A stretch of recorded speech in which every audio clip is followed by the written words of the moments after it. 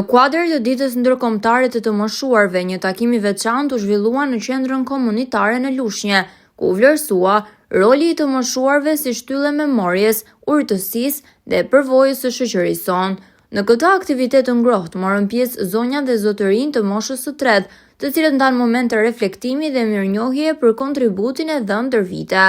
E pranishme në këtë takim ishte edhe kryebashkiakja e Lushnjës zonja Riselda Sefa, e cila përcolli urimet për këtë brez të nderuar dhe theksoi angazhimin e bashkisë për të qenë gjithmonë pranë tyre, me mbështetje konkrete dhe përfshirje në jetën komunitare.